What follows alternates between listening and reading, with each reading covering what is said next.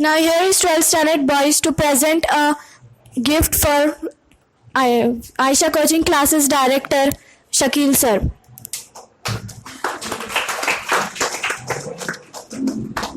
Now here is Shakil sir to give a speech for his students.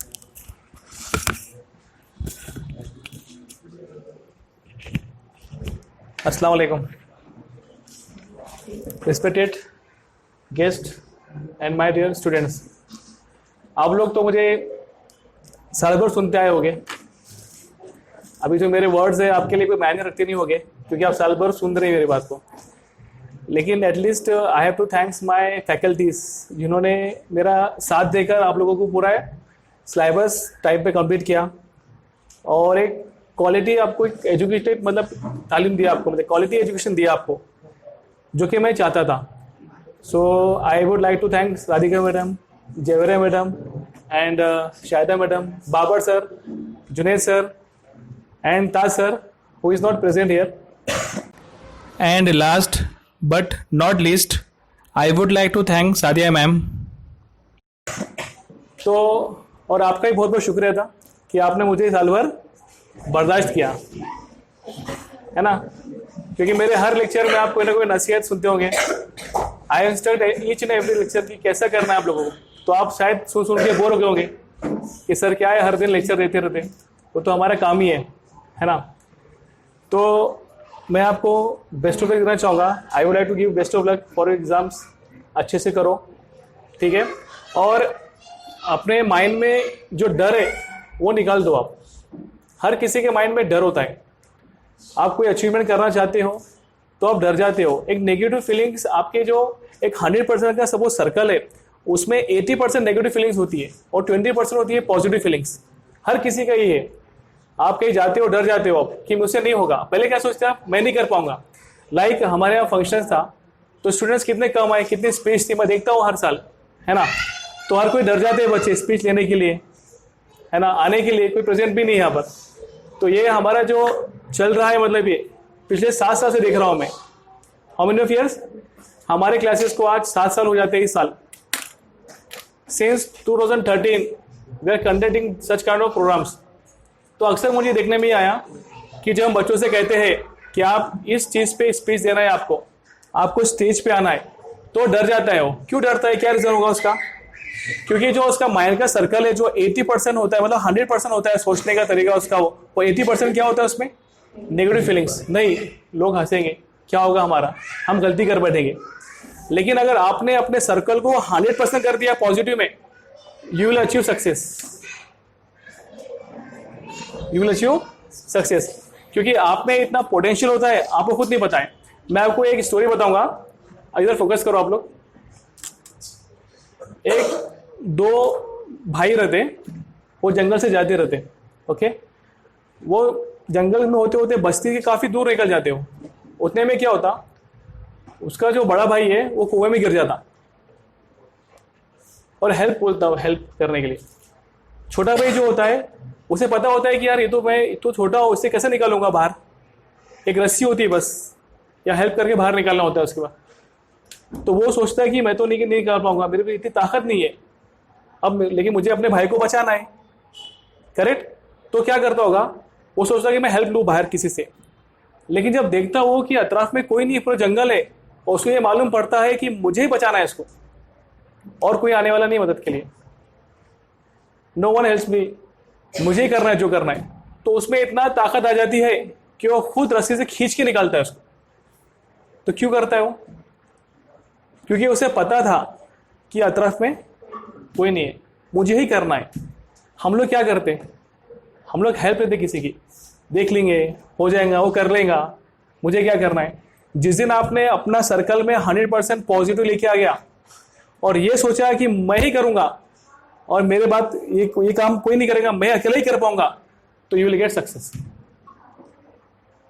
100% आपके पास हो गया, positive आ गया, लेकिन डर भी है कि नहीं मुझसे नहीं होगा, मैं तो कॉन्फिडेंट हूँ लेकिन नहीं, मैं नहीं कर पाऊंगा. तो हम उसको क्या बोलते हैं दूसरे लफ्जों में, उसे हम कहते हैं ईमान की ताकत. और जब ऐसे हाल में किससे भरोसा करते हैं हम ज़्यादा? अल्लाह पर. कि नहीं अल्लाह है बस मेरी मदद को, मतलब क्या, अल्लाह मेरी मदद को है, मतलब ऐसा नहीं कि अल्लाह आके आपकी हेल्प कर रहा है, नहीं. आप ही है जो हेल्प कर रहे हो, आपकी हेल्प को अल्लाह करेगा। जैसा हम बोलते हैं जब तक आप खुद की मदद नहीं करते अल्लाह भी आपकी मदद नहीं करता। ये सिंपल हम लोग बार बार सुनते हैं इसको, लेकिन हम कभी इस पे इम्प्लीमेंट नहीं करते।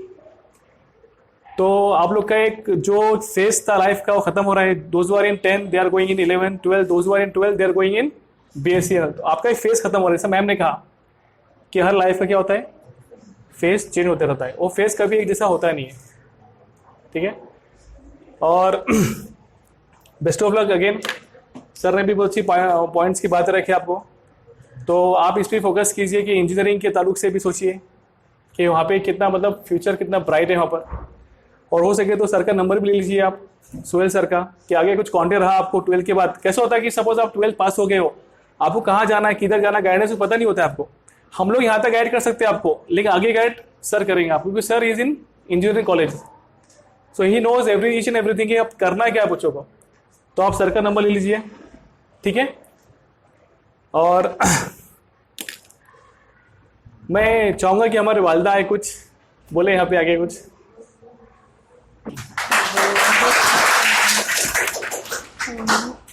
अस्सलाम वालेकुम। देखो आप लोगों को यहाँ सबको देखकर बहुत खुशी हो रही है और बहुत मेहनत की आप लोगों ने, शकील सर ने भी, और हर साल बहुत अच्छा रिजल्ट आया। तो मैं आप लोगों से उम्मीद करती हूँ और अल्लाह से दुआ भी करती हूँ कि ये साल भी रिजल्ट अच्छा है। आप लोग अच्छी कोशिश करो, अच्छा एग्ज़ाम दो बगैर टेंशन के, बस।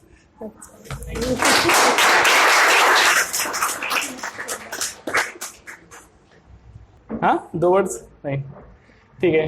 Radhika ma'am, you want to come say something for us? Shayda ma'am, tell us कि कैसा लगा है जर्नी, कैसे लगी आपको? हाँ आइए।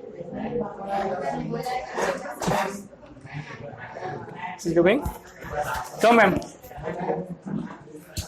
So I would like to invite Radhika ma'am to come and say some few words.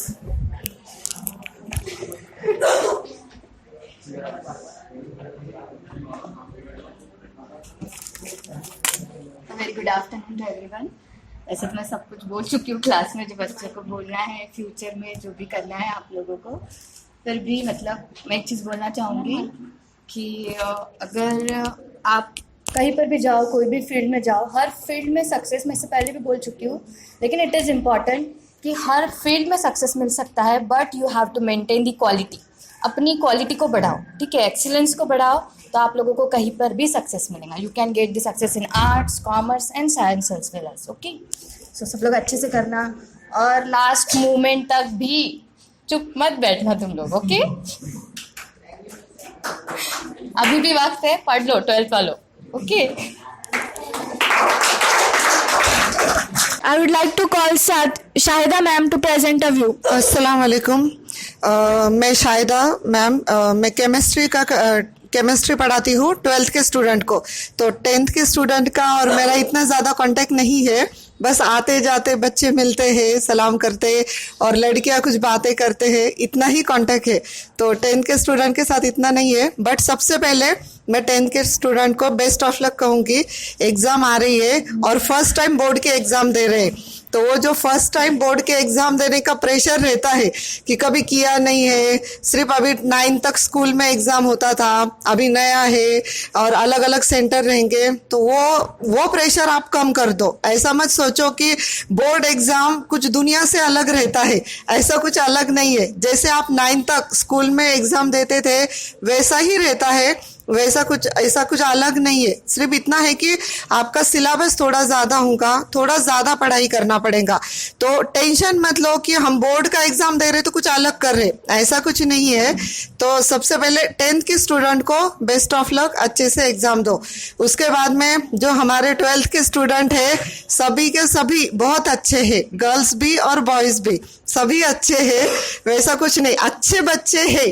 पढ़ाई करते हैं नहीं है वो तो बात की बात है, लेकिन सभी के सभी बहुत अच्छे हैं। और सबसे ज़्यादा बच्चों का मुझे इंटरेस्ट दिखा है कि उनको आगे सीईटी करना है, JEE करना है, लेकिन ये बच्चों ने ये डिसीजन कब लिया है पता है? अभी जब सीईटी के फॉर्म स्टार्ट हो गए, सीईटी के फॉर्म आ गए हैं, तब उन्होंने डिसीजन लिया कि हमको सीईटी के एग्जाम देना है। तो ये बात के ऊपर मैं जो 10th के स्टूडेंट है उनको एक बात कहना चाहूंगी, ये बच्चों ने ये डिसीजन कब लिया? वो 12th में जाने के बाद, जब 12th का सिलेबस खत्म हो रहा है, तब जाके उन्होंने डिसीजन लिया कि हमको सीईटी देना है। अभी जब सीईटी के एग्जाम है, या तो JEE का एग्जाम है, या तो नीट का एग्जाम भी देना है। ये एग्जाम सिर्फ तुम्हारा 12th के सिलेबस के ऊपर नहीं है कि सिर्फ 12th का सिलेबस किया और उसके ऊपर हमने सीईटी क्रैक कर सकते हैं, या तो नीट तो इम्पॉसिबल है क्रैक करना, या तो JEE तो बहुत दूर की बात है। इसके लिए तुमको 11th से स्टार्ट करना पड़ेगा। अभी मैंने ये क्लास में देखा है आयशा कोचिंग क्लासेस में कि 12th के लिए बहुत ज़्यादा इंटरेस्टेड है, हमको 12th करना है, 12th का सिलेबस करना है। 11th में कोई इंटरेस्टेड नहीं है, क्योंकि क्या होता है कॉलेजेस में 11th इजीली पास हो जाते, कोई आज तक 11th में फेल हुआ नहीं है, कोई भी पास ही होता है। 12th के एग्जाम में डर रहता कि बोर्ड की एग्जाम देना है, लेकिन सिर्फ तुम अगर बोर्ड के एग्जाम को ही दिमाग में रखेंगे तो क्या करेंगे फ्यूचर में जाके? BSc करेंगे, ग्रेजुएशन करेंगे, इतना ही। लेकिन उससे थोड़ा एक स्टेप आगे तुम सोचो कि हमको सिर्फ प्लेन BSc नहीं करना है। प्लेन BSc करके क्या करेंगे? उससे एक स्टेप आगे सोचो, कुछ अलग करेंगे। इंजीनियरिंग, मेडिकल, ये दोनों भी फील्ड तुम्हारे लिए ओपन रहता, लेकिन इसके लिए सिर्फ 12th का सिलेबस नहीं चलेगा, इसके लिए तुमको 11th भी अच्छे से आना चाहिए। अभी तुमने देखे होंगे ये ईयर तो या तो लास्ट ईयर से सीईटी के एग्जाम में भी 11th का सिलेबस है, 40% 11th है और 60% 12th है। तो तुमको 11th का सिलेबस भी आना चाहिए, या तो 11th भी अच्छे से होना चाहिए। 11th क्लास में अगर देखेंगे तो 2 स्टूडेंट रहते हैं या तो 3 स्टूडेंट है। 12th क्लास में बहुत ज्यादा है, 16 रहते हैं, 20 स्टूडेंट रहते हैं। तो 10th के जो बच्चे हैं बोर्ड एग्जाम तो अच्छे से दो, लेकिन आगे जो भी फ्यूचर तुम डिसाइड करेंगे ये 11th से तुम बेस अच्छे से करो। 11th भी परफेक्ट करो, 12th परफेक्ट करो, उसके बाद में मतलब जो भी फ्यूचर रहेगा वो अच्छे से ही रहेगा। ठीक है, ओके, बेस्ट ऑफ लक सबके लिए, 12th के स्टूडेंट के लिए भी best of luck. Now here is my friend Anam Fatima to present a vote of thanks. Assalamu alaikum. Good morning everyone, teacher and dear friend. I like to thank teacher for giving her important time to us, as well as the student for complete preparation of farewell. It is last day of tuition life for 10 and 12. May Allah bless you all on behalf of all students. Once again, I would like to say I thank you from bottom of my heart. In this such a short time, we all have made the best arrangement for this program. Thank you.